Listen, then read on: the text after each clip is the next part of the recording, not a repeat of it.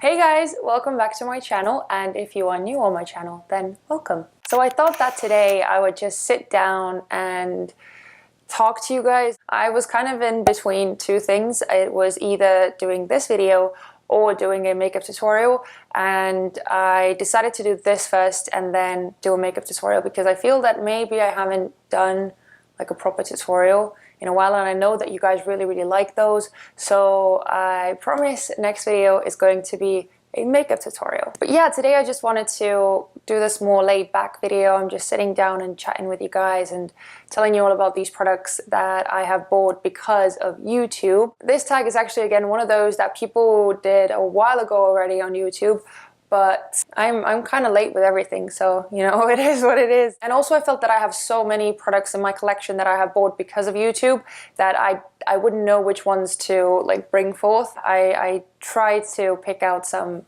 that I haven't talked about as much yet. If you guys want to know what I'm wearing on my face, if you are interested in any of that, then all the makeup details will be listed in the description box as always. So let's see which of these products I actually do enjoy and which of them not so much. So the first thing that I'm going to talk about, which I bought solely because of YouTube, is the Modern Renaissance palette by Anastasia Beverly Hills. This thing, when it launched, it took the internet by storm. I mean, everyone went nuts about this palette, and I remember the first time that I saw this palette and I thought to myself, well, I'm not going to use these shadows. Like, I never wear red eyeshadow, I never wear pink eyeshadow, I never wear like orange eyeshadow. I know I didn't used to. To me, this palette was just way too wacky, and like that kind of color scheme just wasn't talking to me. Then I started seeing all these tutorials and people giving reviews about this palette, saying how incredible it is, how well it blends, and I saw all of these stunning looks that people created with this. And something changed in me. I don't even know what, but something changed. I started looking at the palette with a whole different kind of look. So I got this palette, and honestly, yeah, everything that I thought about this palette initially changed. I fell in love with this so quickly. It is one of my holy grail palettes, as it is for the whole world.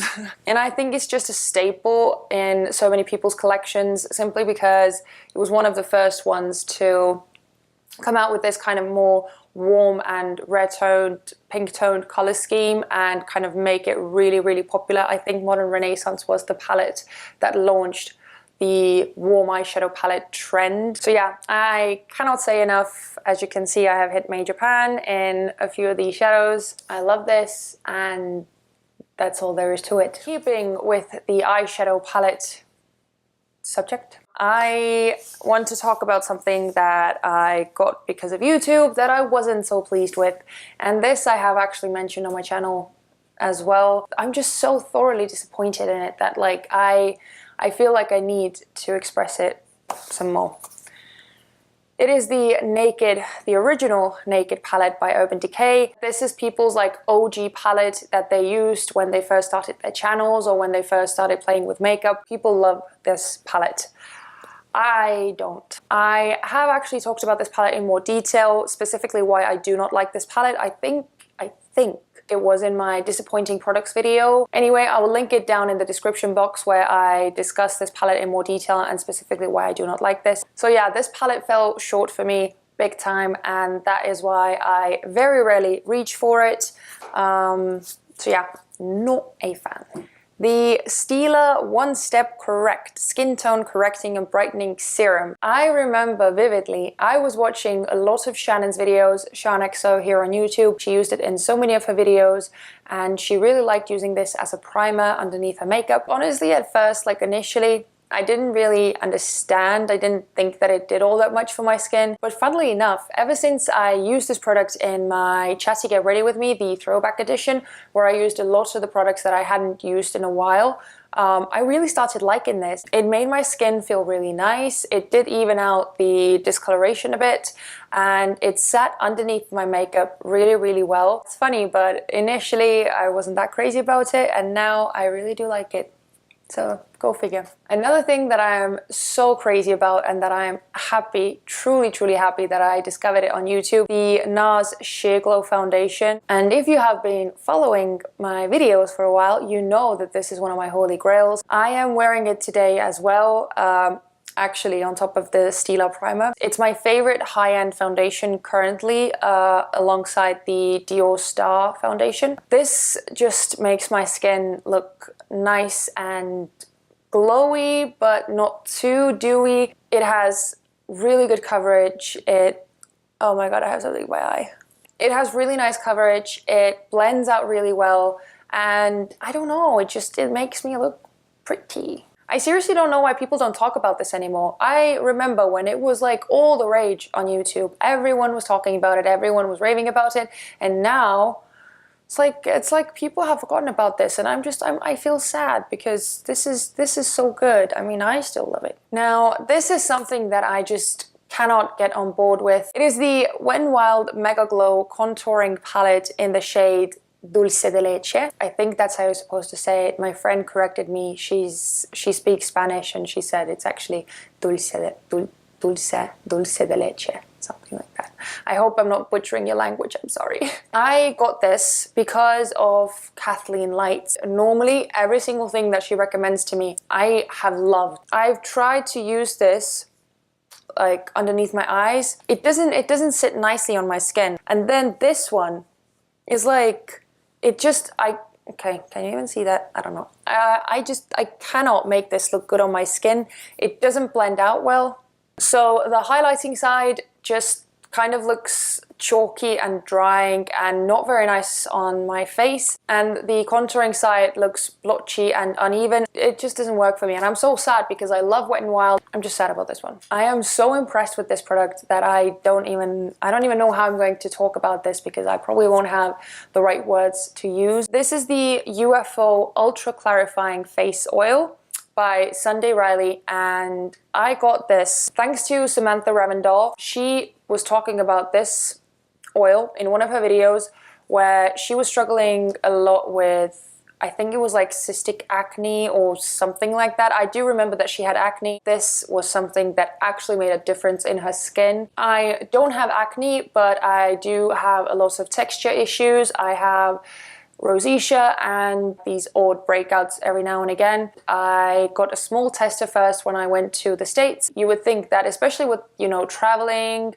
being in a different environment, drinking and eating different foods that you're not used to, that your skin would act out and become like worse than it normally is. Funnily enough, my skin got so good. Like it hadn't looked that good for, I don't know, several years. I realized very quickly that it was thanks to that little sample of the UFO oil that I was trying out. I ordered this.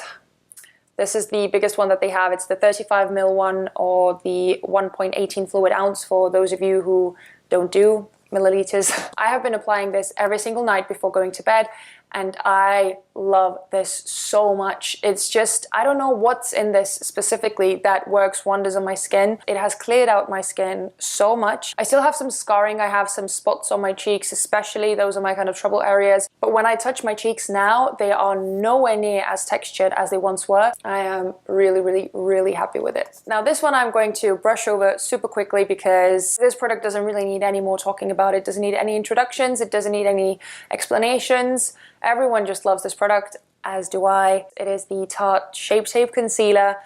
I jumped on the bandwagon and I'm hooked as well. It's amazing, and I'm very grateful to YouTube for introducing this thing to me. Now, something that I am not as grateful for, the Cover FX Custom Enhancer Drops in the shade Sunkissed. Okay, I'm going to start from the beginning.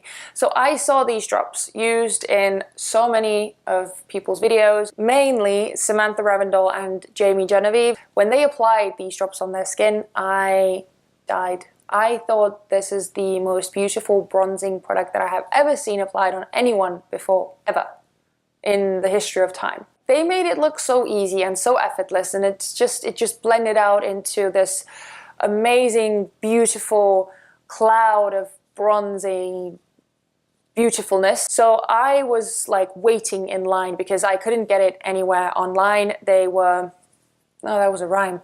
Well, they were sold out in every single one of the online stores that I was trying to find them from. And then I got them, and then I tried applying them, and I applied them the same way that I saw Sam and Jamie apply them.